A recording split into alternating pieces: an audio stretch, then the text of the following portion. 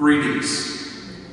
I'm glad that we can share together in this way on this Good Friday. This is not how I envisioned my last Good Friday with you at Grace Church, but I wanted to be able to share with you the Passion story.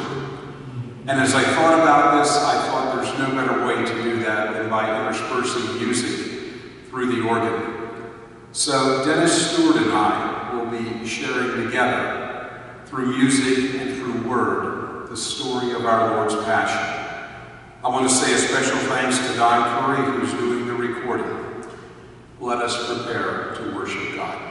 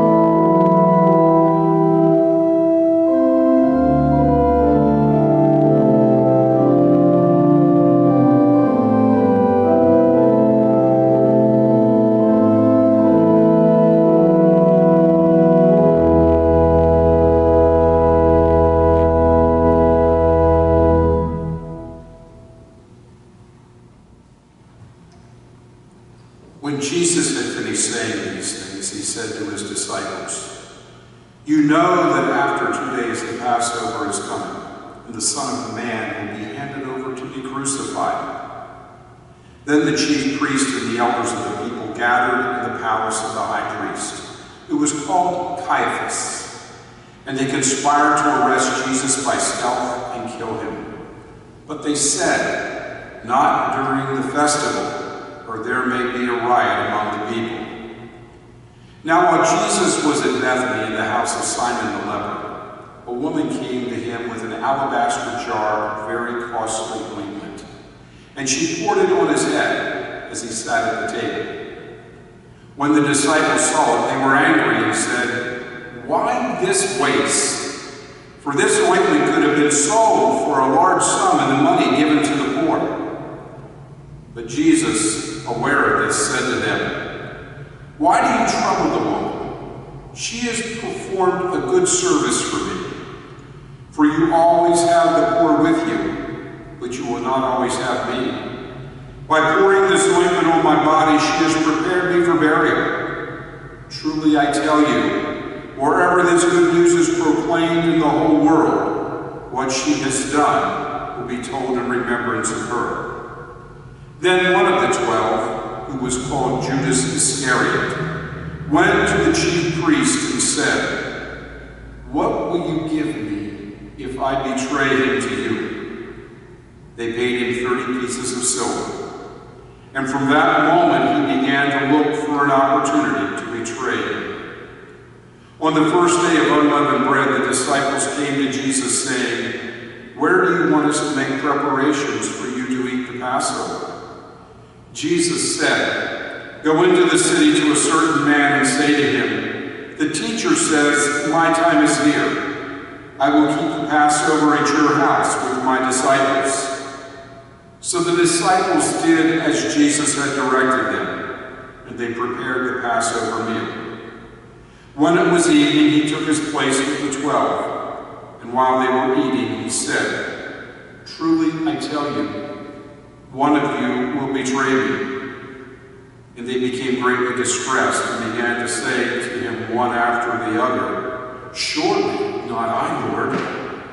He answered, "The one who has dipped his hand into the bowl with me will betray me.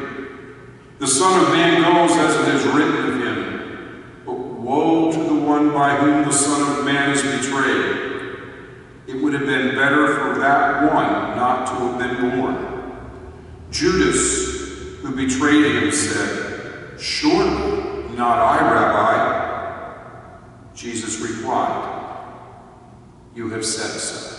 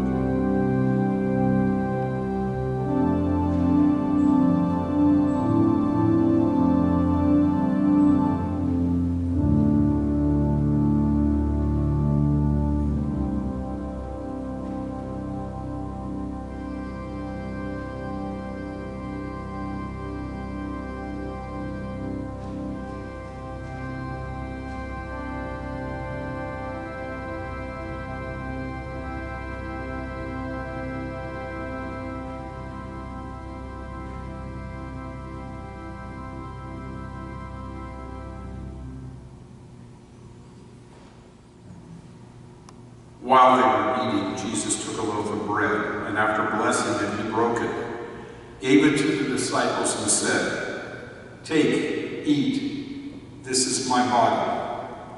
Then he took a cup, and after giving thanks, he gave it to them, saying, "Drink from it, all of you, for this is my blood of the covenant, which is poured out for many for the forgiveness of sins.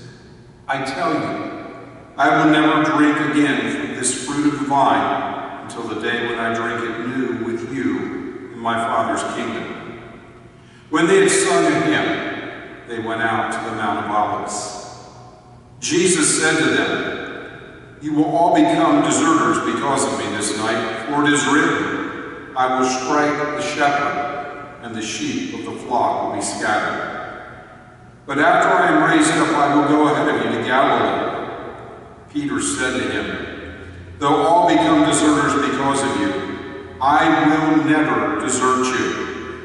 Jesus said to him, "Truly I tell you, this very night, before the cock crows, you will deny me 3 times.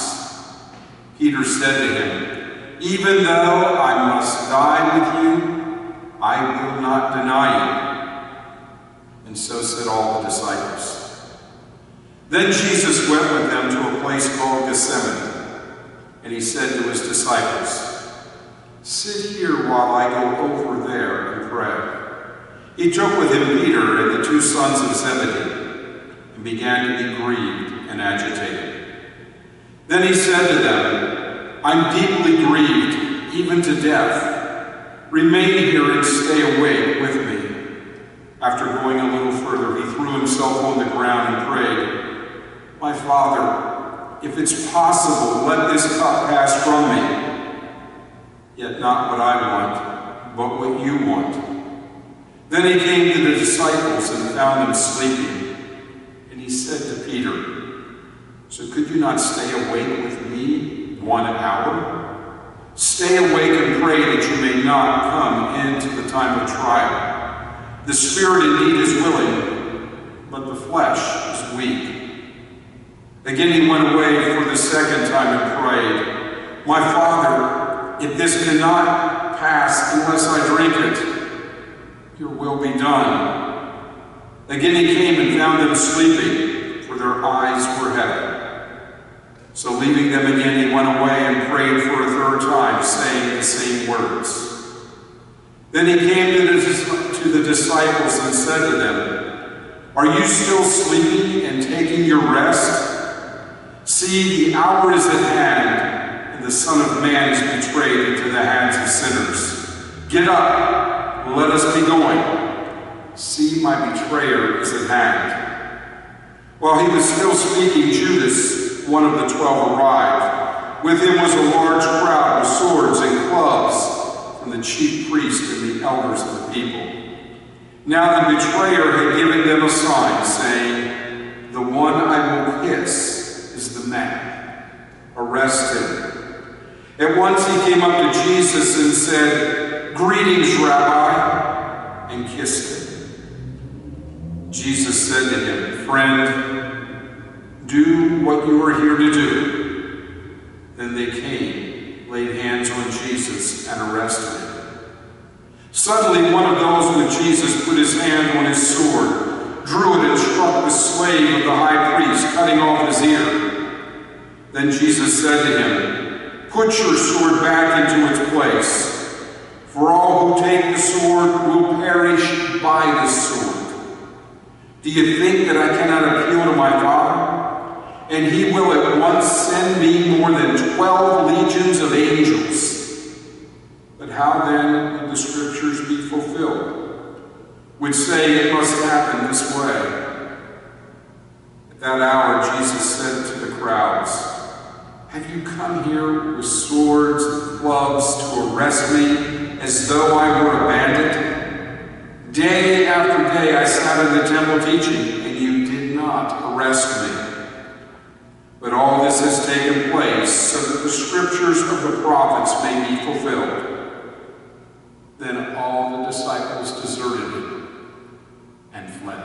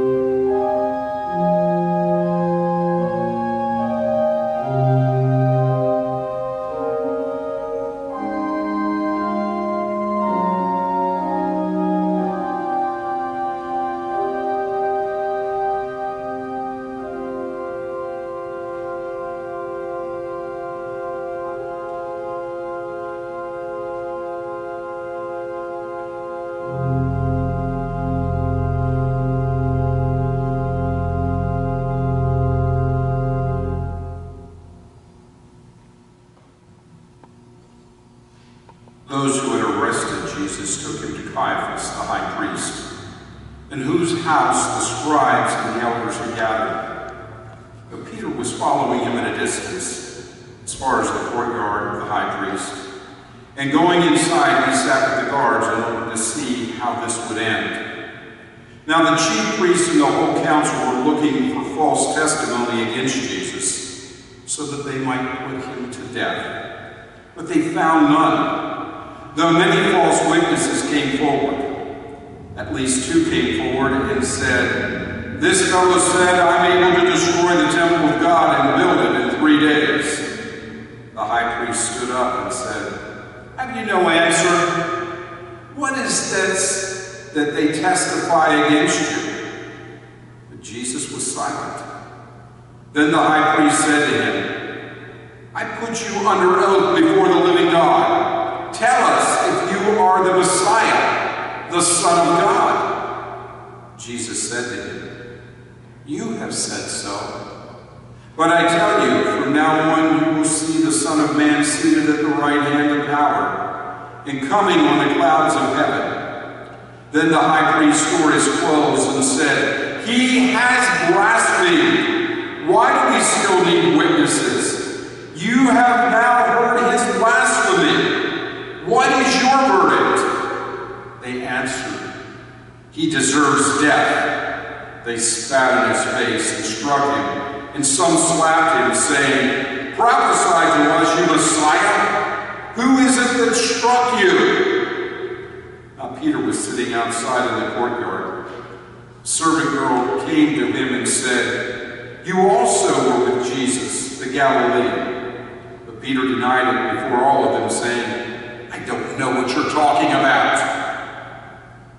When he went out to the porch, another servant girl saw him, and she said to him and to the bystanders, "This man was with Jesus of Nazareth."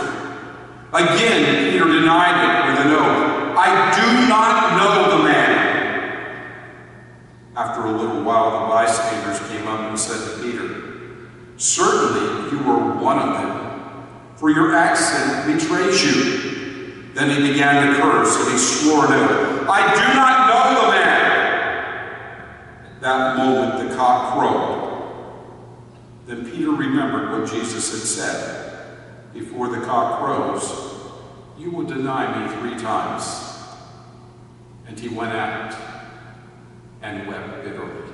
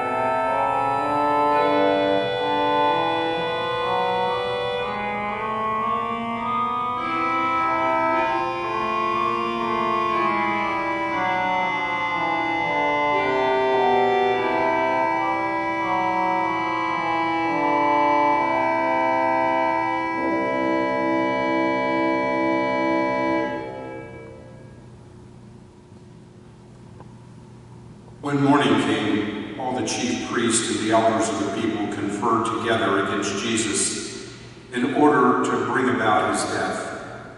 They bound him, led him away, and handed him over to Pilate, the governor.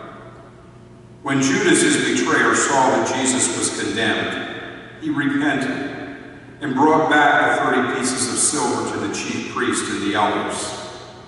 He said, "I have sinned by betraying innocent blood." But they said, "What is that to us? See to it yourself." Throwing down the pieces of silver in the temple, he departed, and he went and hanged himself. But the chief priests, taking the pieces of silver, said, "It's not lawful to put them into the treasury, since they are blood money." After conferring together, they used them to buy a potter's field as a place to bury foreigners.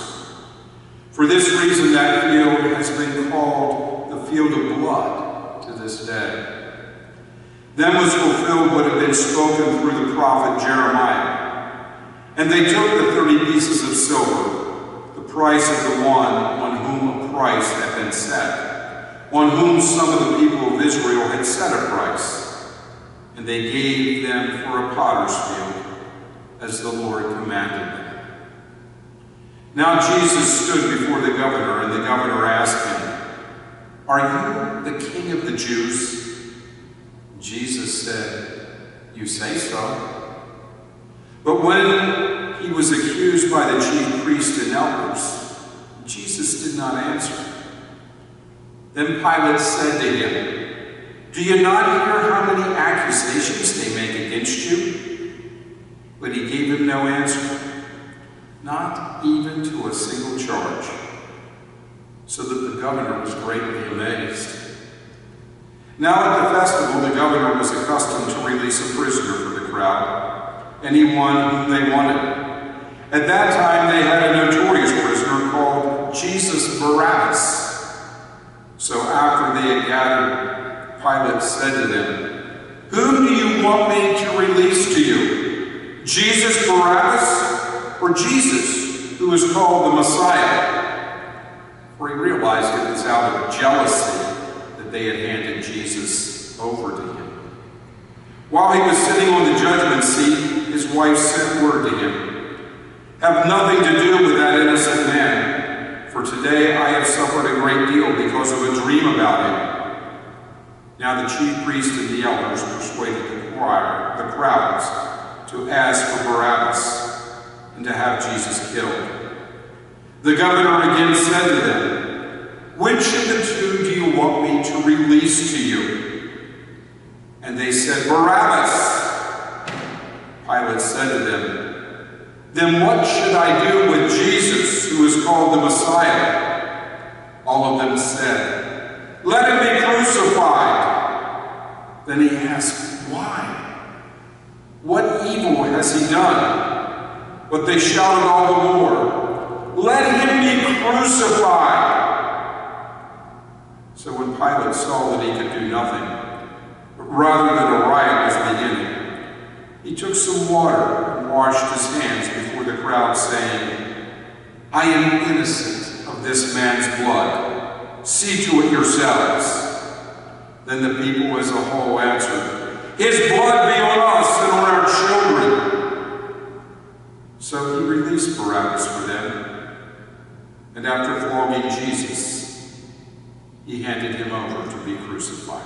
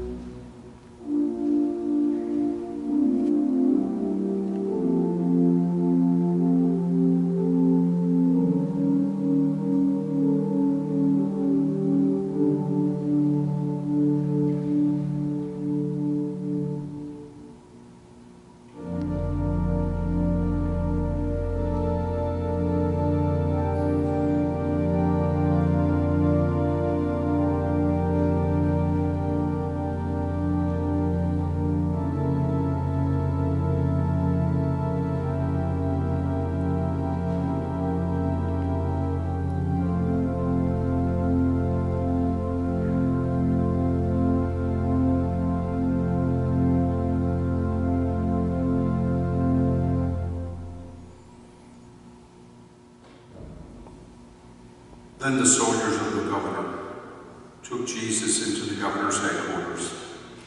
They gathered the whole cohort around him. They stripped him, put on a scarlet robe, and after twisting some thorns into a crown, they put it on his head. They put a reed in his right hand and knelt before him and mocked him, saying, "Hail, King of the Jews!" They spat on him and took the reed and struck him on the head. After mocking him, they stripped him of the robe and put on his own clothes. Then they led him away to crucify him. As they went out, they came upon a man from Cyrene named Simon. They compelled this man to carry his cross. And when they came to a place called Golgotha, which means place of the skull, they offered him wine to drink, mixed with gall. When he tasted it, he would not drink it. And when they had crucified him, they divided his clothes among themselves by casting lots. Then they sat down there and kept watch over him. Over his head, they put the charge against him, which read, "This is Jesus, the King of the Jews." Then 2 bandits were crucified with him, one on his right and one on his left. Those who passed by derided him, shaking their heads and saying, "You who would destroy the temple and build it in 3 days, save yourself. If you are the Son of God, come down from the cross."